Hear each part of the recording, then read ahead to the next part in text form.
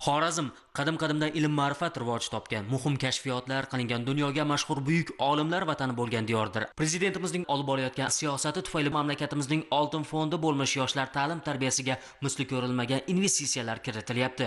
Olimlar moddiy ma'naviy jihatdan qo'llab-quvvatlanmoqda. Bunday chora-tadbirlardan bosh maqsad yurtimizni yanada taraqqiy toptirish, 3-renessansni amalga oshiruvchi, zamonaviy fikrlaydigan yangi avlod kadrlarini yetishtirish. Davlatimiz rahbarining 2025-yil 30-apreldagi Al-Xorazmiy universitetini tashkil etish hamda axborot texnologiyalari sohasida kadrlar tayyorlash tizimini yanada takomillashtirish chora-tadbirlari to'g'risidagi qarori bilan Urganchda buyuk matematik bobomiz nomi bilan ataluvchi xalqaro universitet faoliyati yo'lga qo'yilgan edi.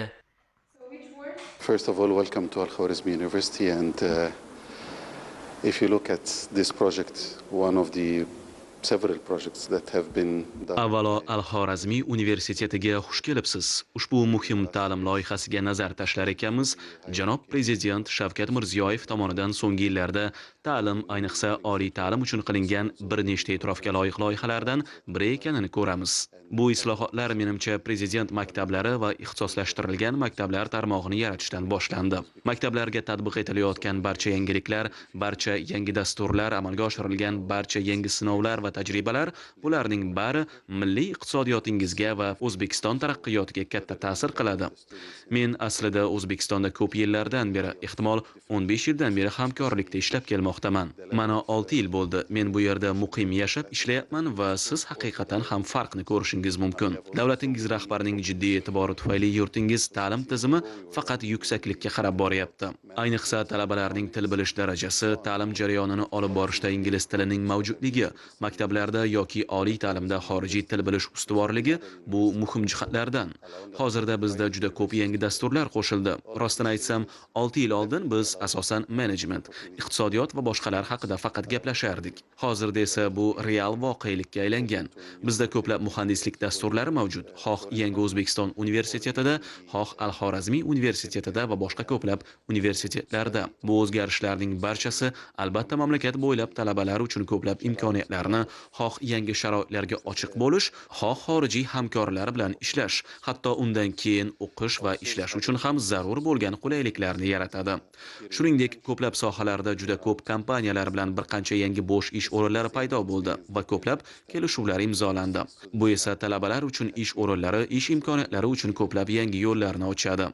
Bizning talabalarimiz ko'plab kompaniyalarda amaliyot o'taydilar va bu yerda Urganchda yoki butun O'zbekiston bo'ylab ham bo'ladi. Bu o'zgarishlarning barchasi ta'lim sifatiga ta'sir ko'rsatadi va buni talabalar bilim va yutuqlarda ham ko'rishingiz mumkin. Bu bizni juda faxrlantiradi va men bu to'xtamasligini va tobora ko'proq rivojlanishda davom etishini va ular ko'proq imkoniyatlarga ega bo'lishlarini istayman.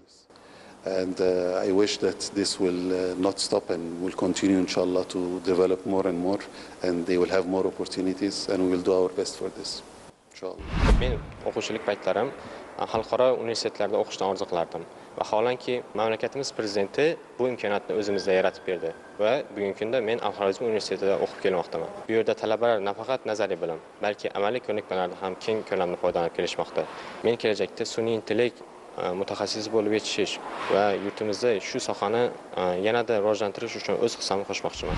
2025-2026 o'quv yilidan faoliyat boshlagan xalqaro oliy o'quv yurtida sun'iy intellekt, aerokosmik muhandislik, dron texnologiyalar, matematika va informatika bo'yicha ta'lim berilmoqda. Bu jarayonga dunyoning eng ilg'or mamlakatlaridan olimlar jalb etilgan. I have worked in 5 different countries before coming here, and I have never seen so high level of activities. Mening ismim Kosimo. Men universitetda fizika o'qituvchisiman. Bu yerga kelishdan oldin 5 ta turli mamlakatlarda ishlaganman va hech qachon bunday yuqori darajadagi sharoitlarni ko'rmaganman. Bizda nafaqat kun sayin o'sib borayotgan ajoyib dasturlar, balki ajoyib talabalarimiz ham bor. Talabalarimiz biz o'qitadigan fanni o'rganishga juda qiziqishadi va ular har doim darslarimizda juda faol bo'lishadi. Ular doimo biznes imkoniyatlarini izlaydilar. Ularning yoshida men hech qachon biznes biznes ochishni orzu qilmagandim. Havas qilsa arziydi va bu shunchaki ajoyib. Men ko'plab mamlakatlarda talabalarni ko'rganman, lekin bu yerdagi kabi faol bo'lganlarni boshqa hech qayerda ko'rmaganman. Ular shuningdek o'zlari tashkil qiladigan dam olish tadbirlarida juda ko'p ishtirok etadilar. Shunday qilib men bu o'sib borayotgan jamoaning juda hamjihat va mehribon odamlar guruhining bir qismi bo'lganimdan juda faxrlanaman. Okay, in their games and the things that they wanted. Hello, I am Jamshid Yowiyev.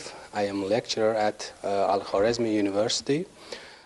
I am from Turkmenistan. Men Turkmanistondanman. Bu yerga kelishdan oldin Turkmanistonda talabalarga dars berganman. Yurtingizda yoshlar ta'limiga juda katta e'tibor berilayotganiga guvohmiz. Shuning yaqqol ifodasi sifatida Al-Xorazmiy xalqaro universitetimizni bemalol zamonaviy universitet deb aytishimiz mumkin. Bu yerda siz zamonaviy muhandislik mutaxassisliklarini topishingiz mumkin. Masalan, kuchli texnologiyalar, sun'iy intellekt, dasturiy ta'minot muhandislari va e'tiborlisi bu yerdagi talabalar juda ajoyib. Ular bilim olishga, o'rganishga ehtiyojmand va bu bizni ular bilan yanada ko'proq ishlashga, ularga muhimroq narsalarni o'rgatishga undaydi.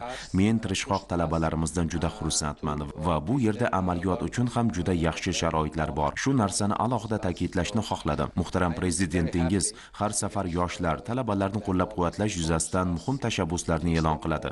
Demak, yigit-qizlarning faqat bitta maqsadi, bitta vazifasi bor: o'qish, o'qish va yana o'qish. Va men bu yerda ishlaganimdan juda xursandman. Ha, kelajak kasblarning yetuk mutaxassisi bo'lishni niyat qilgan har bir yosh uchun bu xalqaro universitet bugun katta imkoniyatlarni bermoqda. Zulfiya nomidagi davlat mukofoti sohibasiman va shu bilan birgalikda prezidentimiz qaroriga binoan Xalqaro Al-Xorazmiy universitetining ilk talabasiman. Universitetimiz yangi ochilishiga qaramasdan talabalarga juda ham ko'plab imkoniyatlar yaratib bermoqda. Universitetimiz xalqaro standartlarga moslashgan bo'lib, zamonaviy IT sohasiga oid yo'nalishlarda ta'lim beriladi, xususan dasturiy ta'minot, dron texnologiyalari va sun'iy intellekt yo'nalishi. Shu bilan birgalikda universitetimiz xalqaro maydonda ham o'z o'rnini mustahkamlashga harakat qilmoqda.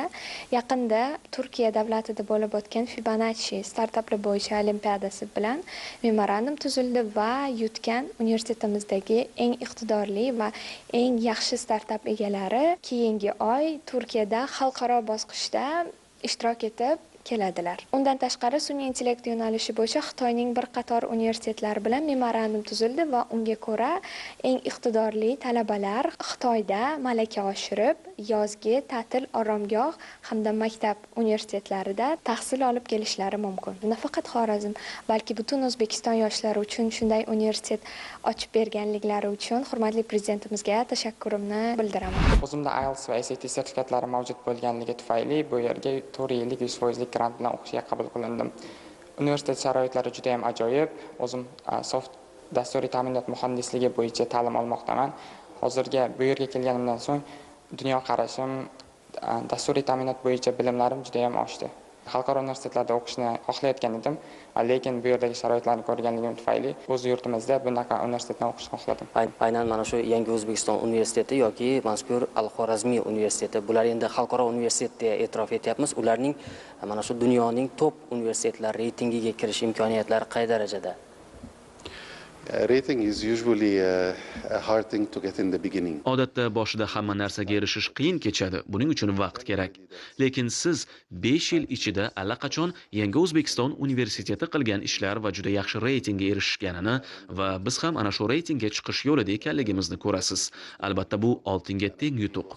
Va menimcha Al-Xorazmiy universiteti ham xuddi shu tajribaga amal qilmoqda va aslida bizda turli dasturlarda turli tajribalarga ega bo'lishga yordam beradigan yangi hamkorlar ham bor. Albatta qila olamiz, lekin odatda reytingga erishish vaqt talab etadi.